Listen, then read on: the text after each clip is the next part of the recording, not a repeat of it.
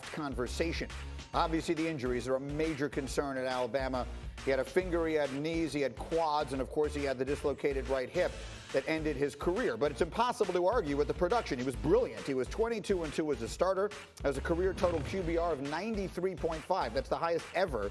And it's that elite potential that has him projected to go near the top of the draft despite the injury concerns. Armel Kiper Jr. in his latest mock has him going third overall to the Lions, and Vegas agrees. At Caesars, they actually have odds on where Tua will be drafted. Right now, it's a dead heat between the Lions, who have the third pick, and the Dolphins, who pick at 5, but have a whole bunch of draft ammunition to move up, and maybe they will go up to 3 and take him there. So I want to bring Swagoo back into the conversation. And for those of you not familiar with this, Marcus, you work at the SEC Network. You're around this all the time. No one has seen more of Tua Tagovailoa than you have. If you're the Detroit Lions at number 3, are you drafting Tua Tagovailoa? Absolutely. The first thing, G, is I think Matt Stafford is going to want to get out of Detroit at some point to give himself an opportunity to win. And if I'm Detroit, I'm drafting Tua and I'm trying to restart this process of bringing this team to where they want to be. Matt Patricia just got committed to from the Ford family as far as being the head coach there for a while when there were questions about if he could lead this franchise. And when you think about it, and I've said this time and time again on this show, if you can get Tua and you can find a way to maybe hold him until you fully find out he's healthy and put him in a position, you have a franchise quarterback. We were having the same conversation about Tua Tagovailoa that we're having about Joe Burrow right now. This was the guy that initially started doing what we saw Joe Burrow do for LSU this previous season in college. So it's not about the talent, and obviously it's about the injury. But if I'm Detroit and I can hold on to Matt Stafford for 1 year while I have Tua in the building, while I'm able to put my eyes on him and make sure he's progressing the way we need him to, and then identify that he's our franchise quarterback for the next 10, 15 years, and we can reshape and recourse where we're going as a franchise if Matt Patricia is a good enough coach to get them where they want to be, 100%. I draft Tua Tagovailoa. So let's talk about Matt Stafford in all of this. And I've made this point repeatedly. When he was healthy last year, he was having a sneaky great year. And he's got a lot of time left. He just turned 32 years old.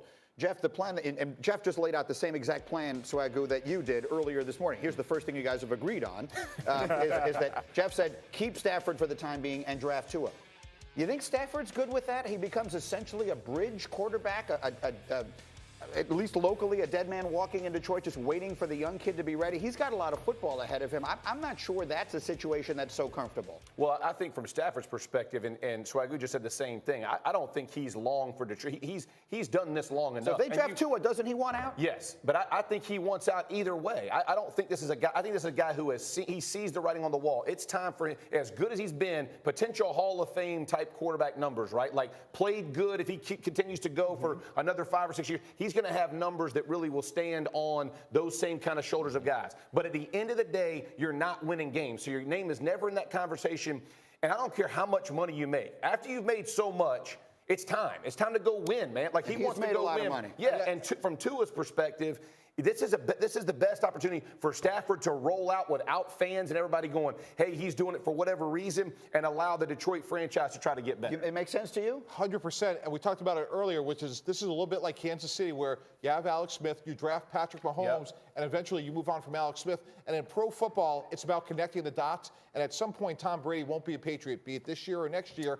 And I can see Matt Patricia, who used to work for Coach Belichick, trading Matt Stafford from Detroit to the New England. I'm not here for it because I agree with you, Greeny. Stafford last year, by any metric, was a top 5 quarterback. Sure. You don't get rid of a top 5 quarterback. You saw the Saints just re-up Drew Brees. He's about to turn 41. Stafford's 32. Spears said Tua, you got him for 10 to 15 years.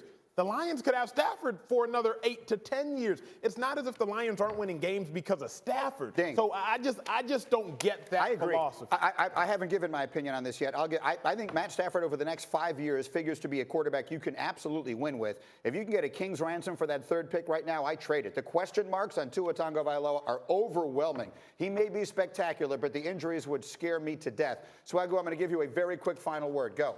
Look, Matt Stafford, if Matt Stafford is smart, he wants to play in Detroit this final year and go somewhere where he has a chance to win. Tua should be the succession plan. I know it's a risk. It's a risk to draft a quarterback, period. But Matt Stafford wants to find a new area to play. And I think that's the smartest thing for him to do. It's not about him being top 5 or being a really good quarterback. We all know that. Matt Stafford needs to go somewhere where he can win. He's already sat there for 8 years and taken a beating in the losing column.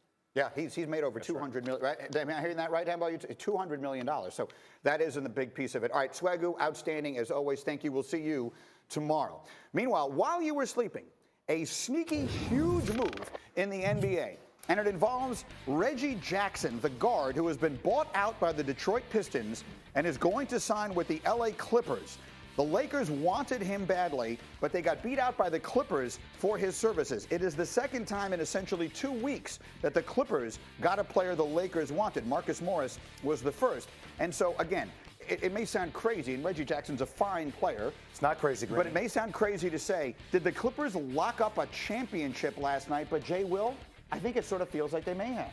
They have not yet. It depends upon the health of PG. The question we've been all asking the entire year is, when will the Clippers get healthy? Well, when will the Clippers get healthy? I mean, Paul George is still hurt now. That's going to be a question looming over them into the playoffs. But I will say this. If you look at their bench, they lead the league in bench minutes, scoring, and rebounding. Look at this bench lineup. You have Reggie Jackson, if he's healthy, Landry Shamet, you have Montrezl Harrell, you have Marcus Morris, and you have Lou Williams. That may be a team, if they were in the Eastern Conference, granted, you don't know what their bench is, they may finish 5th, 6th, or maybe 7th in the Eastern Conference with that team, Greeny. Yes. That's how loaded this team's bench is, and that's going to be a major advantage for them when they can spell minutes for guys like Kawhi and Paul George. I agree. I mean, you sent the note. You said that their second unit might make the playoffs in the East. Yes. And I don't disagree. No, I think they would make the playoffs. They have so many bodies to throw at LeBron in a 7-game series. I feel like the Lakers were that one piece away. We talked about it before the trade deadline. The Lakers were a player away. And here's 2 players that went to their arch rival, that went to their primary competition in the Western Conference. I feel like this thing tilted towards the Clippers and away from the Lakers in the last 2 weeks. I still think that the Lakers are the favorite. I still think that the Lakers have 2 top 5 players in the league, and that's LeBron and AD. And the health, ultimately, of Paul George is going to be a concern for this team down the stretch. Yes, they do have a lot of bodies to throw at LeBron James, but Greeny, we're talking about LeBron James. I get it. We're talking about LeBron James, and it depends on how playoff seeding pans out as well. Who knows? As of right now, the Lakers may not even see them into the finals if the Clippers get there. But let's just say that they're in the conference finals, 7 games in one building right now as currently constituted. Is Paul George fully healthy? Well, that's the question, I guess, right? That's a legitimate question. Yeah. He's not healthy. I'm taking the Lakers. If he's healthy, maybe I'm taking the Clippers. We'll see. It was a big move made last night. More from Jay Will as we go, and more football as we continue as well. If Patrick Mahomes wants to win another Super Bowl, he may have to make a fascinating decision. We'll explain what that is and why it makes sense. Next, get up, ESPN. Let's go.